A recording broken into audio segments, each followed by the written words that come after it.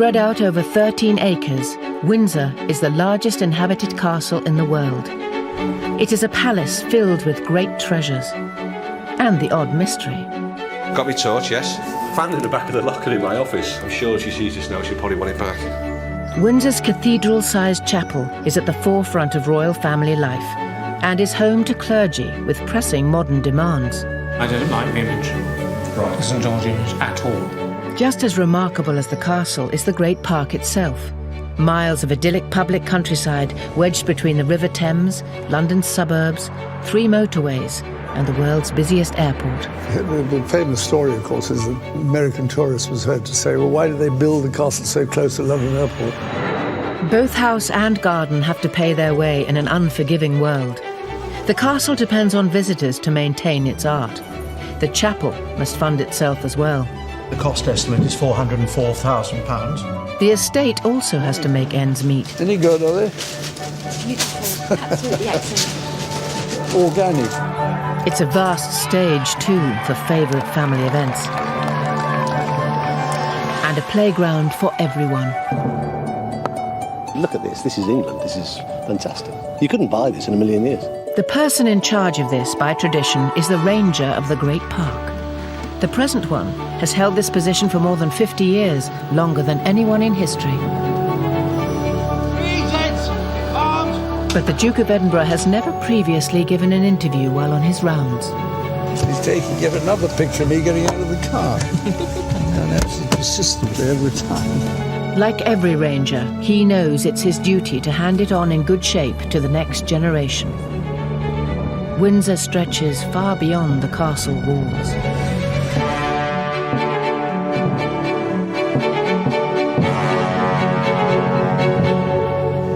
Friends had some of these parakeets or budgerigars, as we thought we'd got some of those, and then I thought it'd be rather fun to have some doves floating about.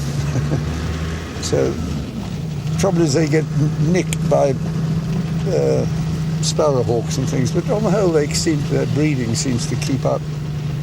Within weeks of becoming monarch in 1952, the Queen appointed the Duke of Edinburgh to the position of Ranger of the Great Park. He must make sure that this ancient estate is run efficiently. The greenhouse production has recently been reduced. The difficulty is that we're either here by ourselves or we've got 100 people living in the place. You know, if you've got a greenhouse, you need to have a sort of constant production. It's much more expensive growing our own stuff and getting it from Tesco or whatever it is. He has not surrendered to the big guns of retail, though. He's recently opened Windsor's very own farm shop. So you go into the farm shop there. You want to do that? Yeah, I think that would be good. We'll try and get there, but I don't know whether we can. This is quite funny. This pub here is now called the British Raj, I think, isn't it? Oh, no, it's still got Lord Nelson. No, it's the British Raj. It used to be called the Lord Nelson. It's now called the British Raj. Lovely idea. One of the advantages of the shop is that it's got this entrance and exit here. You can see there's quite a lot of people using it. The Windsor Farm Shop sells stock from all the royal estates. Great Park venison, Sandringham potatoes, Duchy of Cornwall biscuits. Is he going to stop? Oh, all right. But most of this stuff comes either from the Crown Estate or from local producers. Morning. Any good, are they? Beautiful, absolutely excellent. Organic, surely, is Yes, it? yes they are. Would be. Very tasty.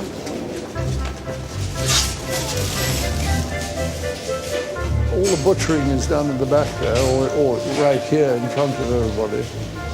And the majority of this comes from off the estate, but a lot of it comes from other local producers. So I think we're going to sort of clog up the system if we stay in here much longer. Do you think? Morning. Morning. The public are about to arrive at the castle too. Castle Superintendent Major Alan Denman begins his daily patrol. Very fond of it. It's obviously over 1,000 years old. Is it 1,000 years? And something's got to be taken care of. Oh, they're just coming through, right?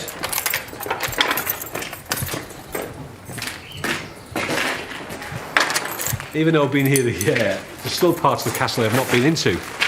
And Jimmy the foreman often takes me round and often gets me lost.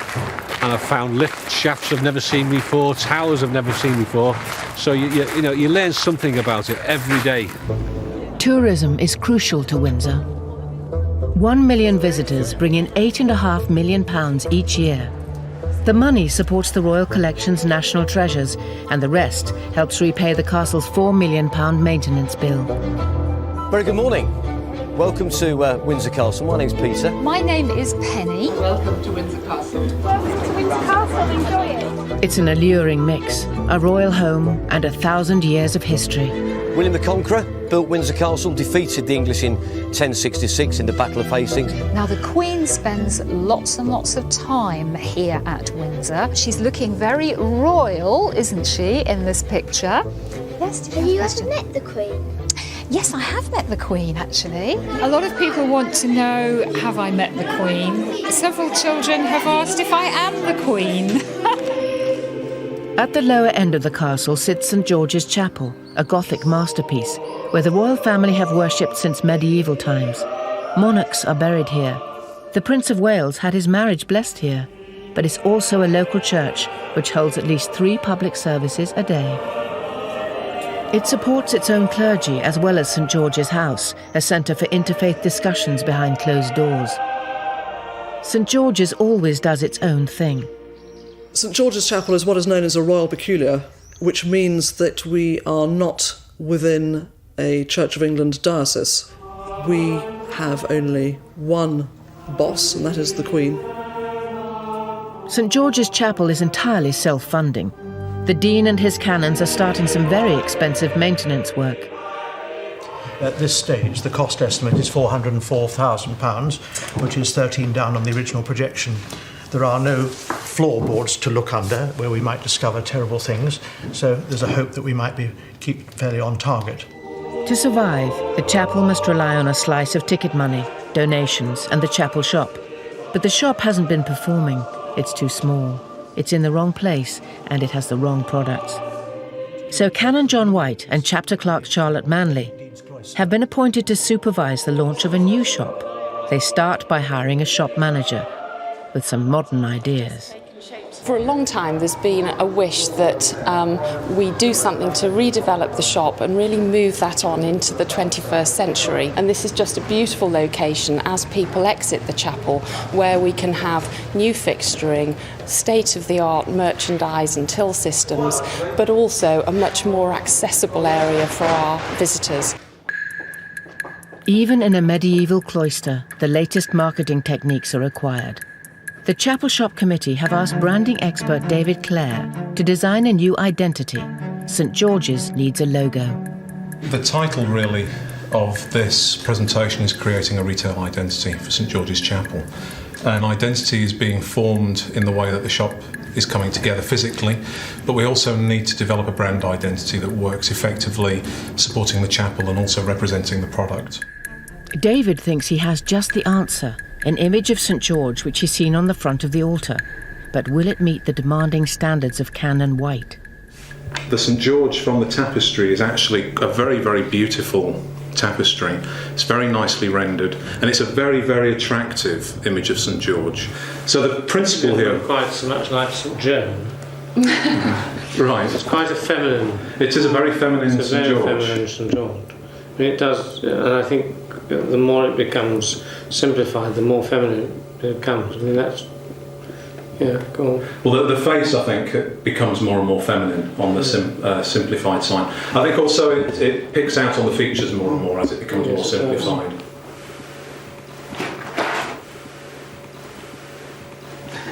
Can I start with a few straight questions? Yes, do. What are the pros and cons of the St Joan, St George issue? Try to confuse them with an image that is... Yes, I think I'm going to be blunt and say I don't like the image. Right. The St George image at all. Okay. I think it gives quite the wrong kind of feel. I think it's androgynous, and uncertain and a bit effete. And it has, as far as I'm concerned, all the kind of soppy romanticism that I don't think we ought to be showing. So the answer is no on St George. I think we would certainly be happy with St George, but not St George. that particular one. Canon White leads the search party round the chapel to find a more virile St George. I think there isn't a St George on this window, except... Yes, there is. Except he's kneeling somewhere, is he? In the centre? Oh, in the centre? No, he's not. That's St Michael the Archangel. He has wings, so he's St Michael the Archangel. So he does. Right. I beg his pardon. Okay. It's fun, but it wouldn't work for this.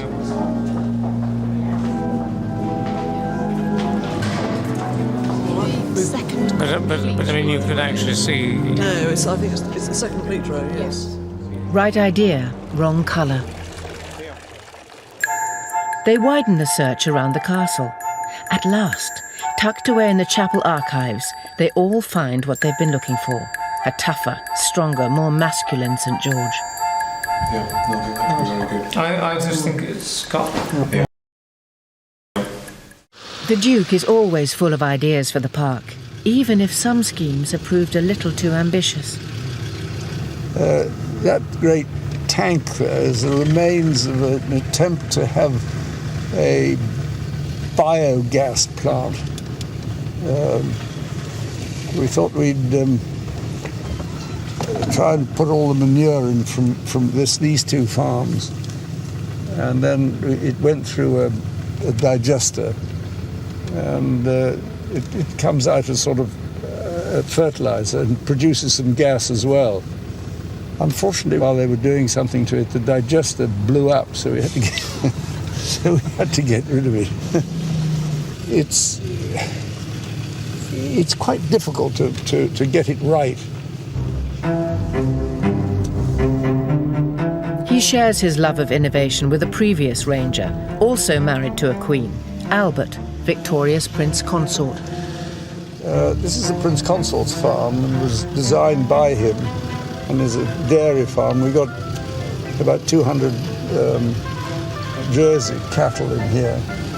And the Shaw farm is the one further up, which is Ayrshire cattle. At Shaw Farm, Adrian Tomlinson looks after the Queen's Ayrshire herd. Something I'm very proud of doing is breeding pedigree cattle for Her Majesty the Queen, and hopefully I'm doing a good job of it.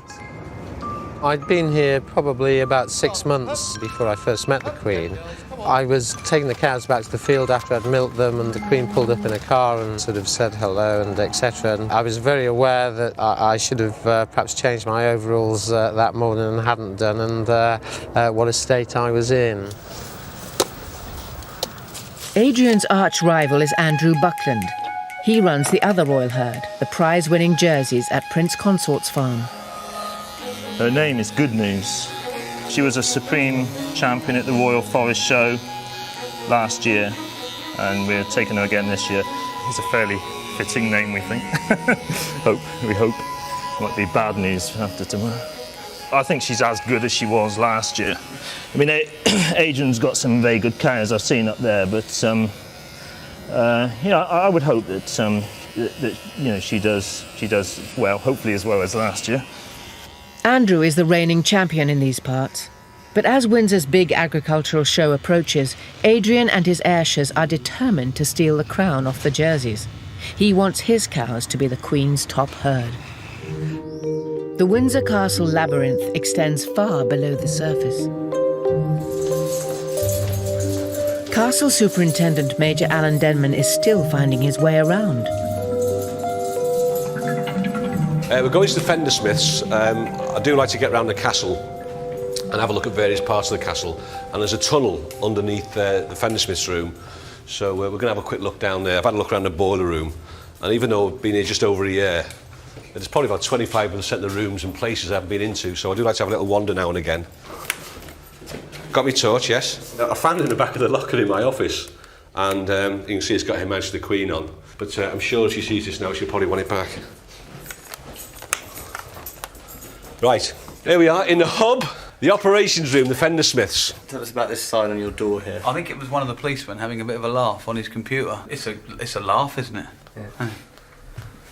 I don't wear such a big nappy as the boy there, but yeah, it's all right. Yeah. Right, let's have a look at this tunnel.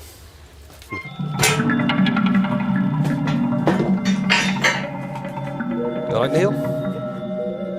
We're not quite sure what this tunnel was used for, but we believe it might have been used for an air raid shelter in the Second World War. But you can imagine what it would have been like digging it out. Yeah. Can't you? Yeah. There are many tunnels here. No one is entirely sure when or why this one was originally built, but it's probably medieval. Back then, the castle's occupants always needed a way out during a siege. Yeah, quite nice. We could have Windsor spring water, we make a fortune. This is where the fender smiths keep their wages. Yeah. That's why there's 2 strong rooms rather than 1. Did you enjoy that, Alan? Yeah, it's another part of the castle I haven't seen, and it's very interesting.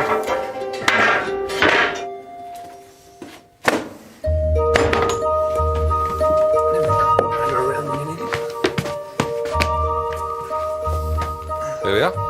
And you wouldn't know anybody who's been down there apart from the 4,000 footprints that are on our carpet now.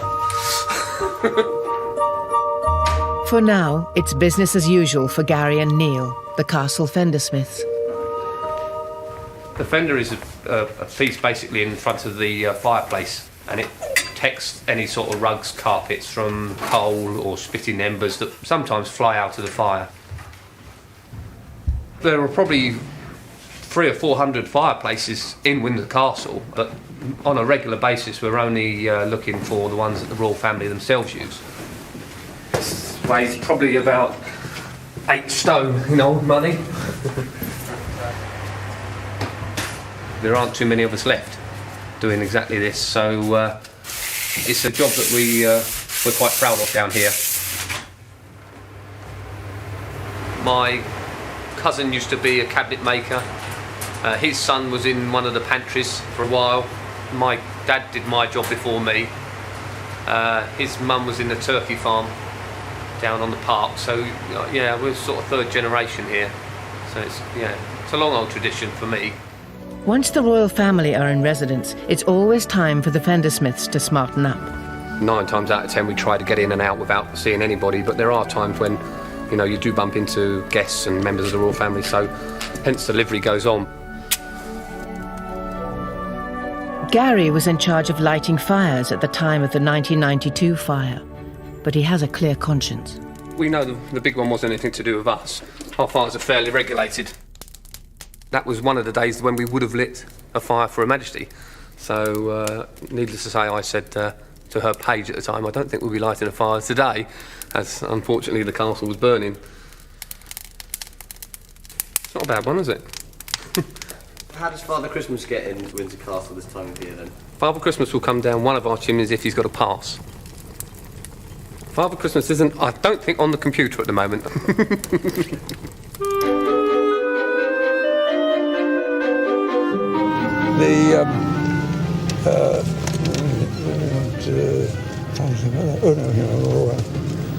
The Ranger arrives at an old airfield in a far corner of Windsor Great Park. This was a base during the Second World War, and later on, the Duke had flying lessons here. After the planes left, he came up with another of his plans. Thought it might be an idea to start a polo club here somewhere, and we hit on this place. And then we got the head groundsman of Eton College to advise us on how to convert this sort of heath into a playing field. It's certainly quite popular. But now the standards are so phenomenal, they're even suggesting that this isn't flat enough. I'm not quite sure what they mean by it. In his day, the Duke was a leading polo player, and Smith's Lawn is now one of the most famous polo arenas in the world. And when there's a polo tournament going on here, and there's the Windsor Park Equestrian Club going on here on one weekend, there's probably 1,000 horses on Smith's Lawn.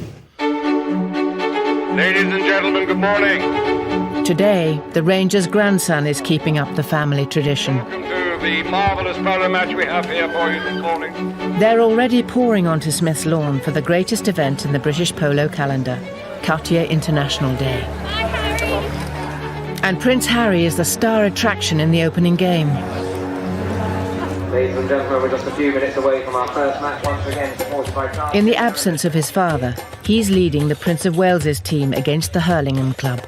With the Prince of Wales team on the near side playing in red. Prince Harry, number 1 in the red shirt. Players line up, in goes the ball, straight away. As Prince Harry gets into the thick of it, the crowd of more than 20,000 are almost as excited as the commentator. Prince Harry's side have broken through. Prince Harry's side is there. They're going out in front.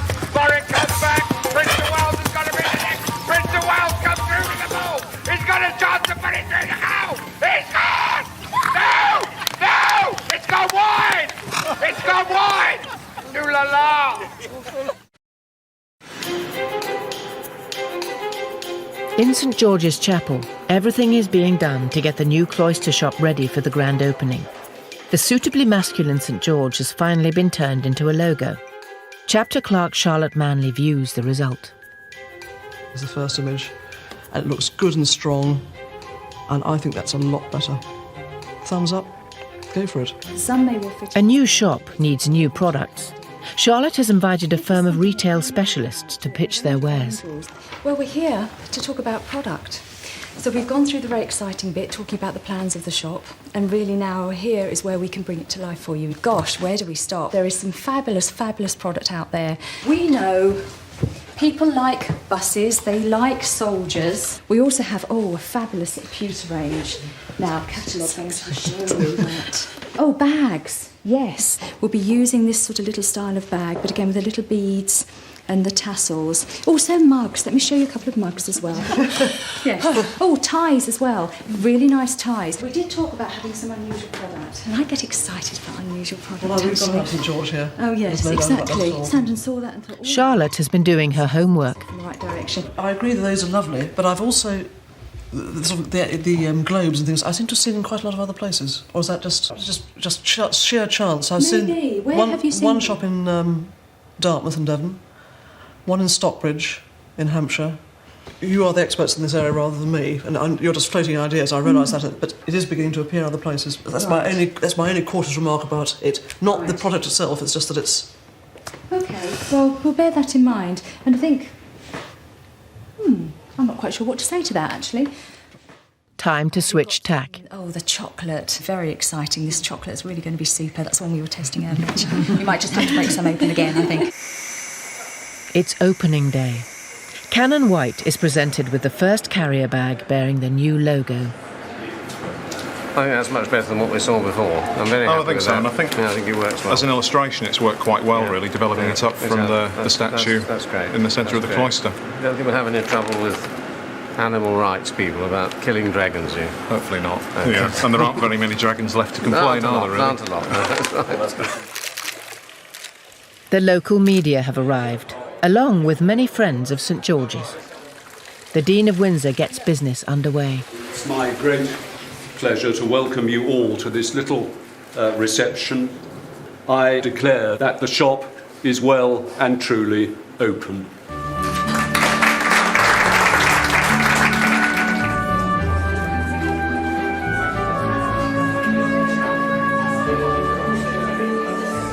It's always a problem having a shop in a church. People have got quite strong ideas, and because of Christ driving the money changers and the sellers of doves out of the temple precincts, people have always got that at the back of their mind. But economic realities can't be ignored. Well, the money that we get from the shop is key. This place doesn't run on no money at all. It takes a lot of cash to fund the choir, to fund the buildings themselves, to pay salaries. And the funds that we get from the shop are very, very important to that whole game plan. Delighted. Really first class, absolute top standard shop. I think if Lord Sainsbury says that we've got a decent shop, it must be a decent shop. And your receipt. In the first month alone, takings at the new shop were up by nearly 70% on the old. Another victory for St George.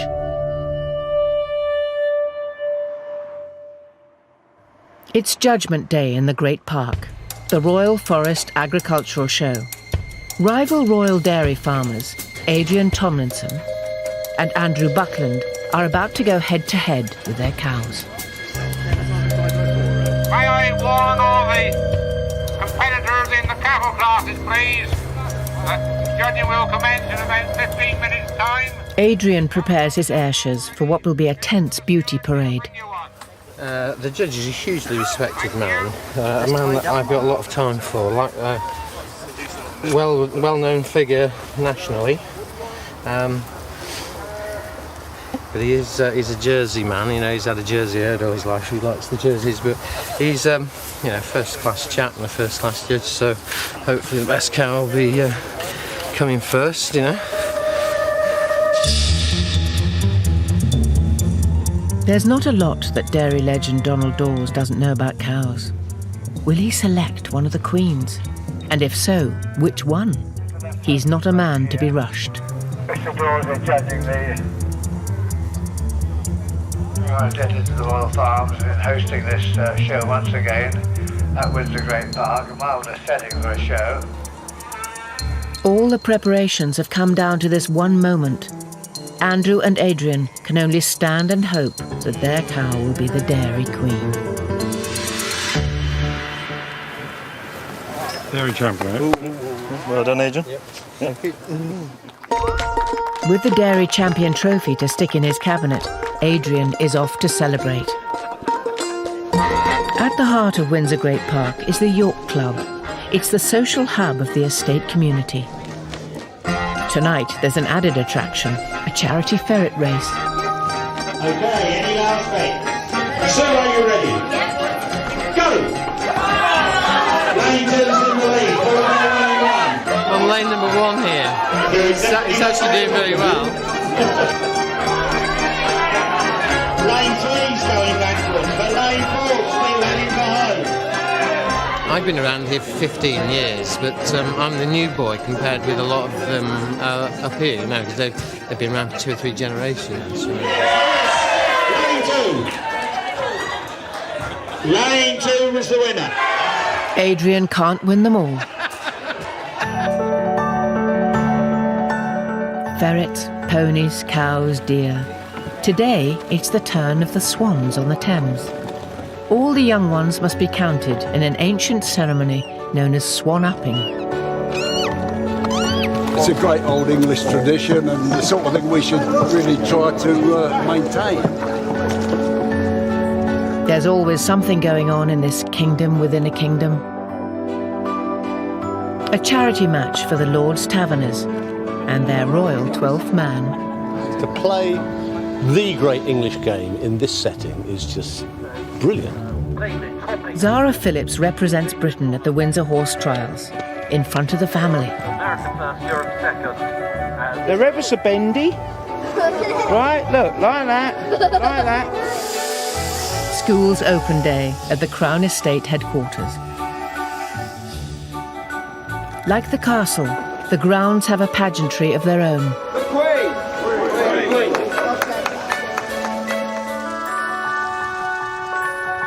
The Queen's Castle is a spectacular treasure chest.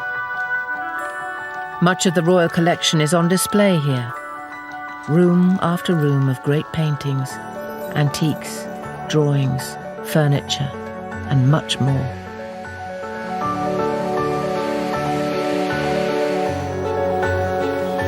Is that made of gold? Made of gold? It's silver gilt, so it's silver covered in gold. Silver covered in gold? How much would all that cost? Over $1 billion? I think it's priceless. No one can put a value on it all. There would be much, much more if Oliver Cromwell and his Republicans had not sold off most of the earlier royal treasures after the English Civil War. Even so, this is still one of the greatest collections in the world. It doesn't just need cleaning, it needs constant expert attention to preserve it for the future. And it must also be shared with other exhibitions, so something is always on the move. The collection is regarded as a national asset. The paintings which have been handed down from generation to generation are, in effect, in a sort of position of trust, and the sovereign is the person who ultimately has responsibility for their well-being, in a sense, although we obviously would do all the work, so that they're preserved for, in effect, the nation. Every painting in the royal collection comes back to Windsor when it requires work. We've got a rather large Rubens, a very, very important painting from Buckingham Palace. It's horribly covered with old varnish, old repaint. It's brown. It does need a lot of work. We would never put that painting on public show in the condition it is now. People probably don't realise how much work is behind the scenes. I mean, the ideal is that you shouldn't realise. You shouldn't look at the paintings and think, gosh, they all look as if they've been cleaned recently. They should just look good. Windsor is a merry-go-round of great art. The painting, which has just left the state apartments, is a Windsor favourite, The Chinese Convert by Kneller. Rupert must give it a full inspection before releasing it on loan to the Victoria and Albert Museum in London.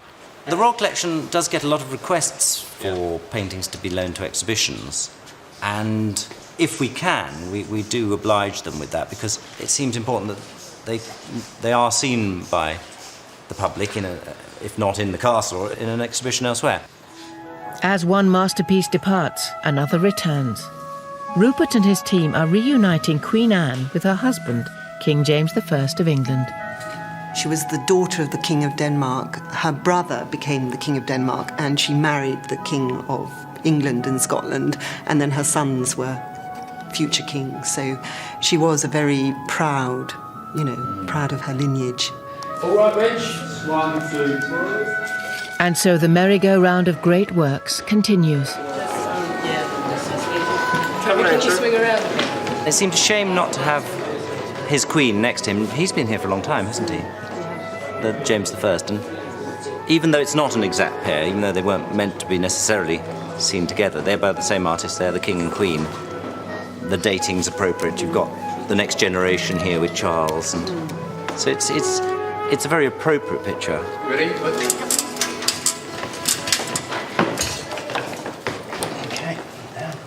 Is that it? Enough? Yeah, that's good. Yeah, sound it.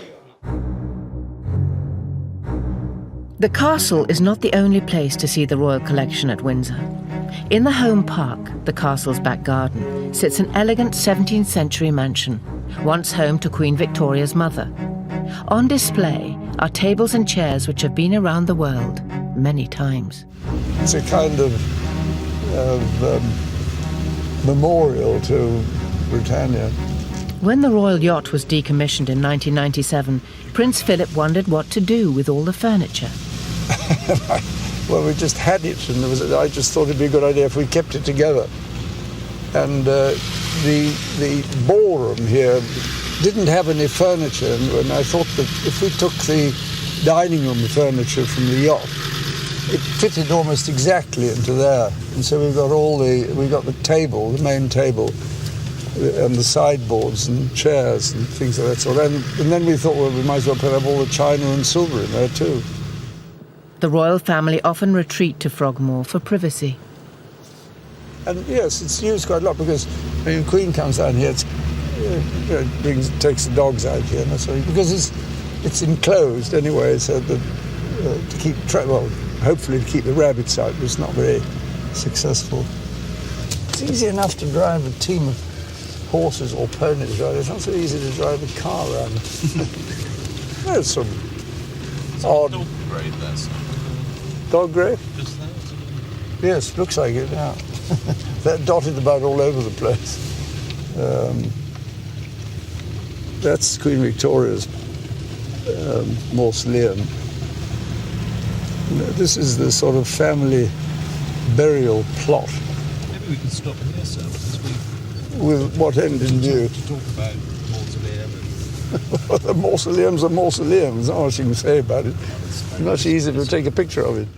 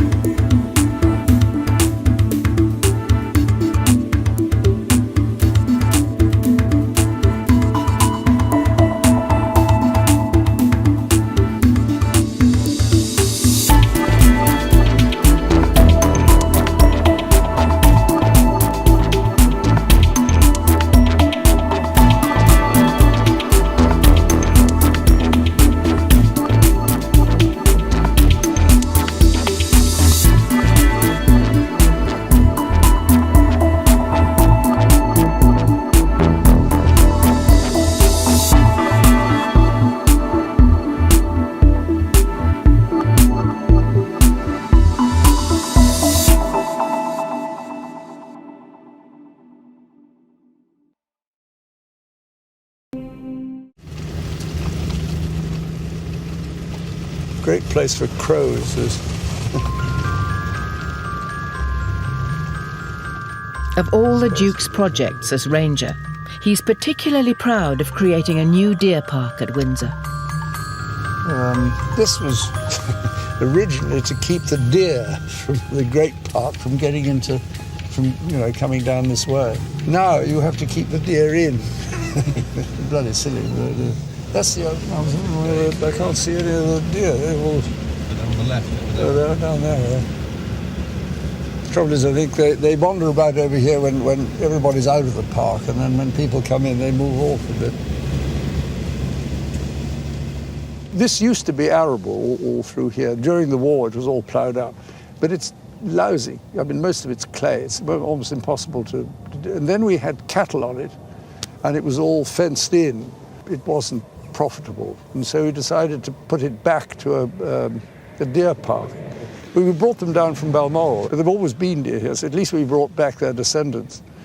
So that all this is now open park, which I think is a very much better arrangement than it was before. I mean, looking at this, surely it was the right thing to bring back the deer park, because I mean, it is the most... Well, I'm glad you agree. He's got to take me getting into the car yet again.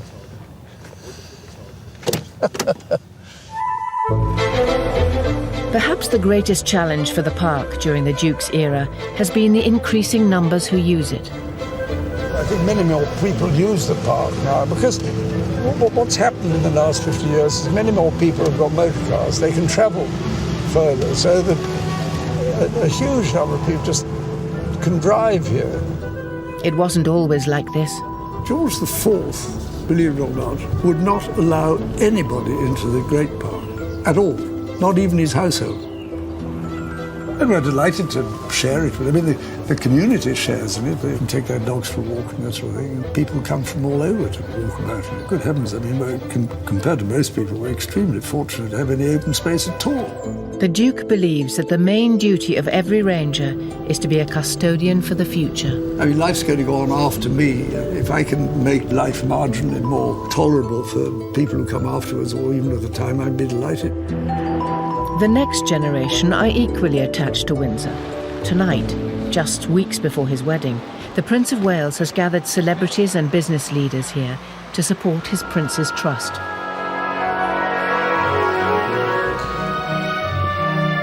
It's hard to refuse an invitation to dinner here. This is the first time that I've ever been to Windsor Castle. I'm trying to be polite, talk to people, but at the same time I'm looking all around me and trying to take it all in. It's breathtaking, awe-inspiring, slightly over the top, looking at the gold here. These guests, though, have not just come to admire the decor. They're ambassadors for a trust which has been helping disadvantaged young people for 30 years. Kenny Ross was jobless and homeless until the trust helped him build a new life. He's also a keen guitarist, and tonight he's not only having dinner at the castle, but he's made a new friend, Eric Clapton. Things like this don't happen every day, does it? No. Bizarre, I'd say bizarre. It's unreal. Kenny is not the only one who's a little dumbstruck by the occasion. It's overwhelming, isn't it? It's a bit overwhelming. I'd like to be here on my own, to be honest, so I could just walk around and have a look. Nicky Chapman has just seen the seating plan. Well, I'm actually sitting at his table. Yes, I think I'm actually sitting rather close to him, so I'm going to have to be on my best behaviour. But before anyone can tuck into their lemon-cured salmon, the host reminds them why they're here. Ladies and gentlemen, I couldn't be more delighted than to welcome you all here this evening to Windsor Castle.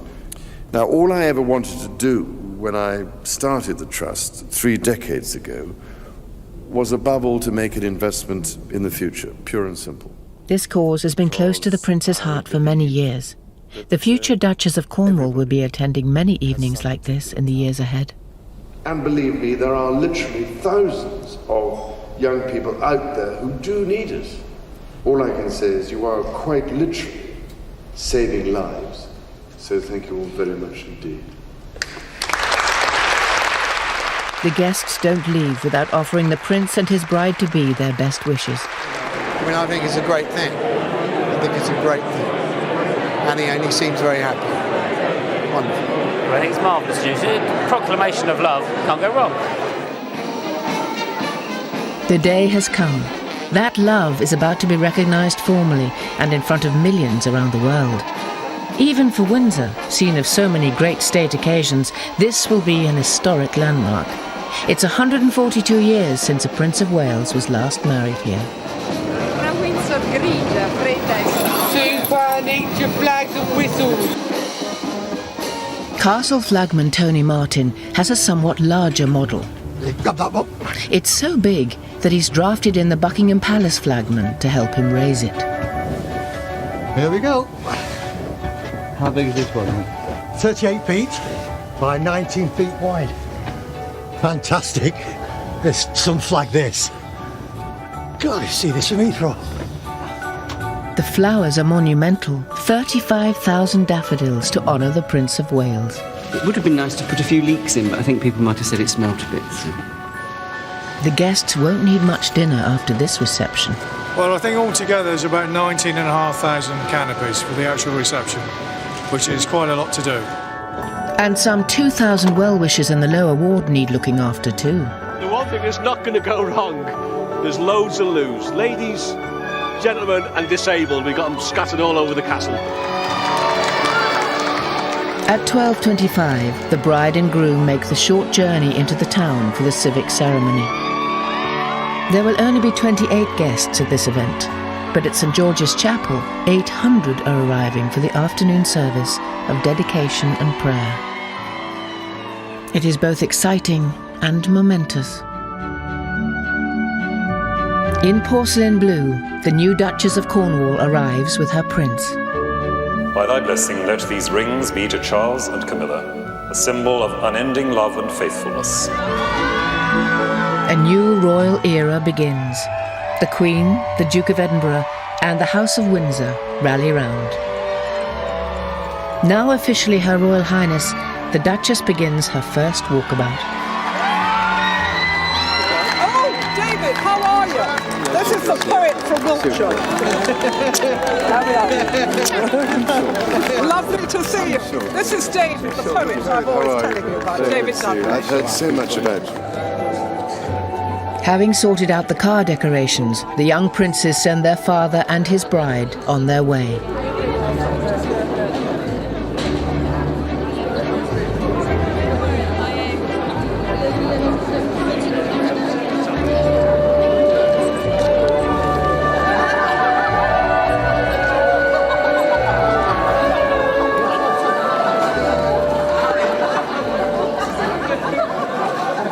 Absolutely fantastic, nailed it.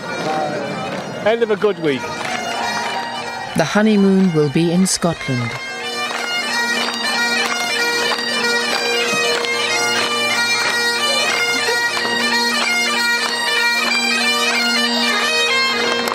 God bless her, Camilla. We have celebrated the start of something very, very remarkable. Those who were here today will never forget it.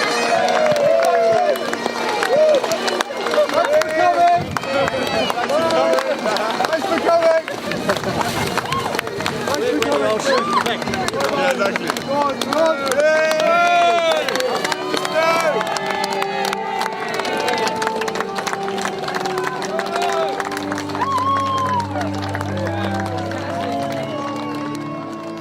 Windsor Castle has stood here through more than 40 reigns, and it is still very much at the heart of royal life.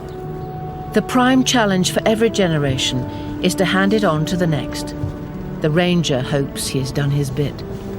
I think to try and create a memorial to yourself while you're alive is slightly indecent, I think. I'd rather other people decided what legacy I'd left. I mean, I'm not trying to create one. Any organism needs to be kept going. The fact that it is going still after 50 years, that's not bad going, because if you hadn't done it, something worse might have occurred.